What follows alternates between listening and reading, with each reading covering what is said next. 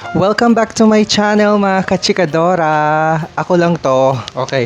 So today we are going to discuss about how to invest in stock market. So ano ba yung mga kailangan natin para mag-invest sa stock market? So unang-una, kailangan natin ng stockbroker. Alright, so stockbroker means doon natin gagawin yung buy and sell sa stocks. So basically it's a platform, stockbroker platform, registered ng SEC at saka parang monitored by Philippine Stocks Exchange na rin. So isa siya sa mga top 5 stockbroker platform sa Pilipinas. So ito yung COL Financial.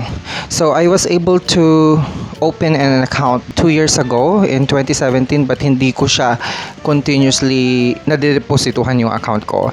So ngayon I realized na kailangan ko palang ituloy-tuloy yon yung pag-invest kasi nga ang laki ng return ng stocks kung nag-invest ka sa stocks. Kung first time mo dito, kung first time mo mag-invest sa stocks, panoorin mo tong video na to at saka sundan mo tong mga next video ko. Papakita ko lahat ng details kung paano mag-invest sa stocks from start to finish. I hope you guys will enjoy my journey. This is my journey to become rich. Rich ba yung tawag doon?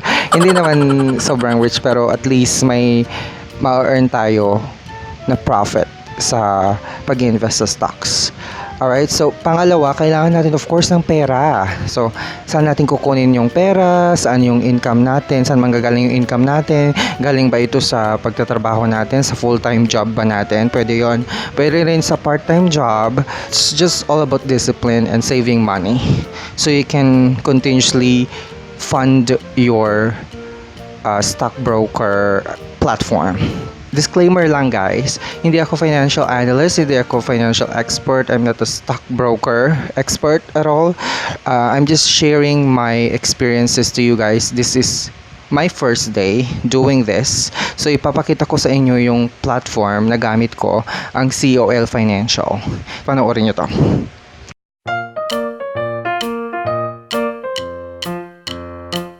So eto na nga guys, so we are in colfinancial.com. So, ito yung website nila. So, maglalagin muna tayo. So, first, you need to log in. Kung may account na kayo sa COL Financial, just log it in. Yung magiging user ID nyo dito is basically yun yung account number na ibibigay sa inyo ni COL after opening your account. So, key in your user ID or your account number, and of course, your password. Okay.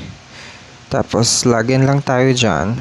So, i-discuss ko sa inyo on a separate video kung paano yung mag-open ng account. Pero dito, basically, we're just needing to discuss the platform itself, how to navigate the platform, kung ano yung importanteng tabs ang gagamitin natin. So this is the home page wherein you will see your portfolio, home page of your portfolio. So we have like 6 tabs: the home, quotes, trade, research, street mart, and the mutual fund. So, nandito tayo ngayon sa homepage. So, nakikita ngayon dito ito yung parang tinatawag na fundamental analysis. Dito yung makikita yung latest research, something about stocks, and then kung ano yung mga announcement ng COL, ng company mismo, and then yung updates or news sa Philippine Stock Exchange. Tapos dito sa right hand corner naman, makikita nyo dito yung quick view of the stocks. Kung ano yung stocks na minomonitor nyo. Let's say for example Jollibee. So ang code symbol, stock code ng Jollibee is JFC. And then just hit quote. So, ito yung parang pinaka-glimpse or quick view of the stock of Jollibee. Yung sa specific stocks mismo. Alright, below that you will see these little box with the tabs for actives, gainer, losers, market portfolio. So these are the quick view of yung mga active stocks na sa Philippine stock market, kung sino yung mga gainers, sino yung mga losers, tas yung mga quick view of the market, global market, and then your portfolio. Alright, basically yung portfolio, yung laman yung mga stocks na nasa portfolio mo mismo. Okay? So now, let's discuss about the quote. Let's go to quotes first. Quotes. Alright, click the quotes. So, dito, makikita nyo yung kung gusto nyo mag-quote ng market value ng stocks na yon. Let's say, for example, Jollibee. You can always do that as well. So, on this area, you will see like a bunch of columns and rows here, but wag kayong malilito kasi ang importante lang naman dito is etong column na to, tapos ayan. So, but first, before natin discuss tong column na to, discuss muna natin tong part na to. Okay, so ito yung parang ito yung pinaka market ng Jollibee. Alright? So, ito na yung pinaka-market niya. Nandito na lahat yung price, yung latest price, yung previous price niya, kung ano yung last change niya, kung magkano binaba, at kung magkano ang itinaas ng market value niya. So, at this point, nakikita natin is sa negative 1 pesos and 81 cents yung binaba. Okay.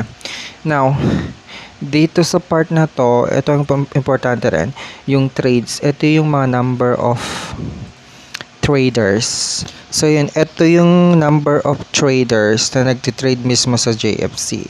So makikita nyo yung trades like 5,388 something. Tapos yung volume na tinitrade, kung magkano na yung benta, parang ganon. And then, ang importante rin naman dito yung board lot.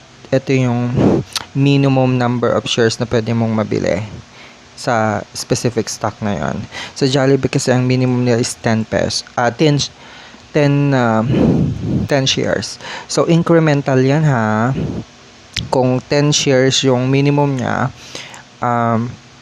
pwede mong dagdagan ng another 10 shares. So it's gonna be like 10, 20, 30, 40, and so on. Ganun lang siya.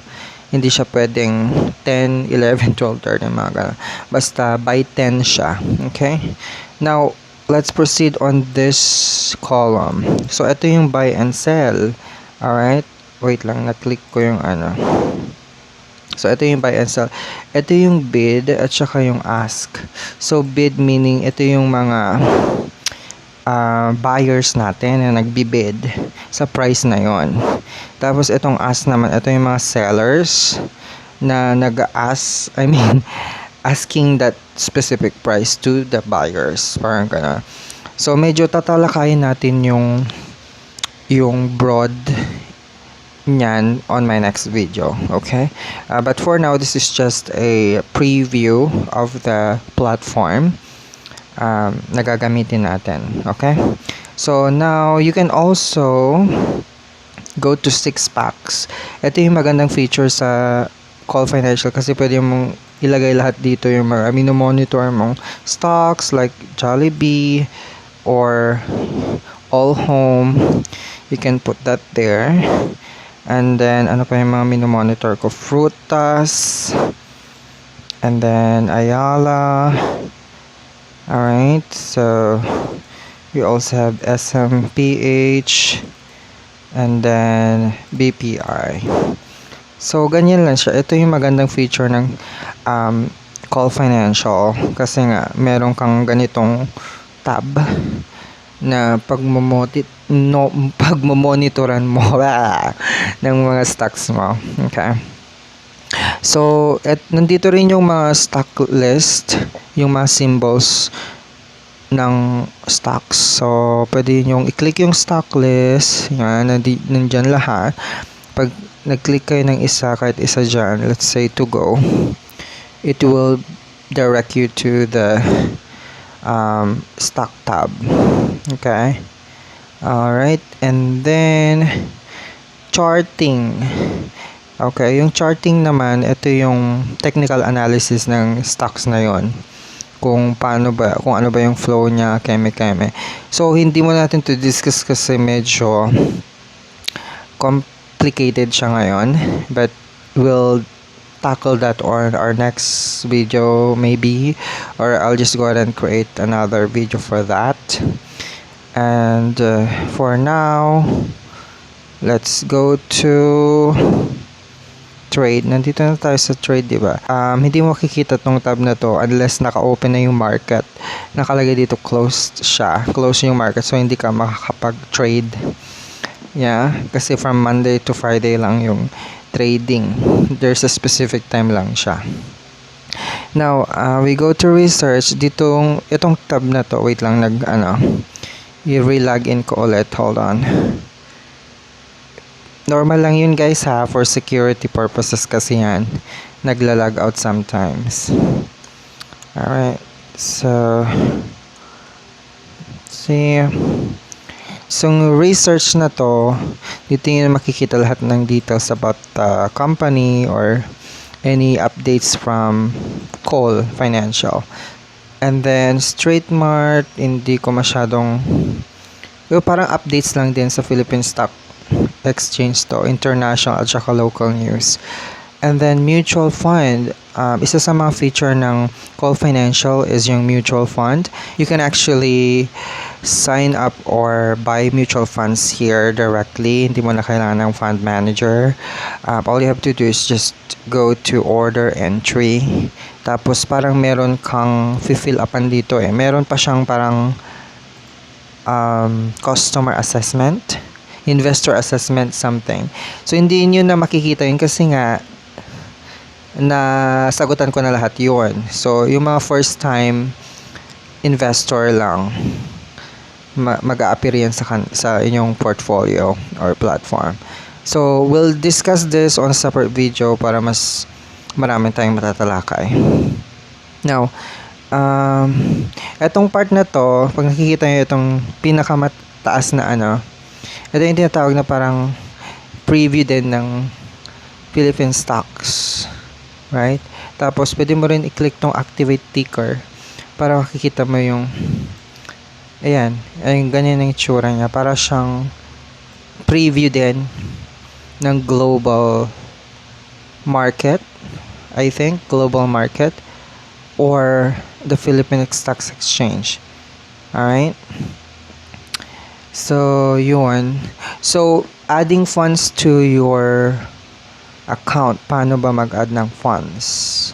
Alright, so this is how you deposit your account or add funds to your account. So, sa homepage natin, punta kayo ng FAQ and then click on deposit. Tas ito. So, how do I fund my COL account? So, you can fund your COL account through any of the following options. So, meron siya online banking via bills payment through BPI, BDO, Metro Bank, AUB, China, Robinsons Bank, Union Bank. And option 2 is you can go over the counter as well.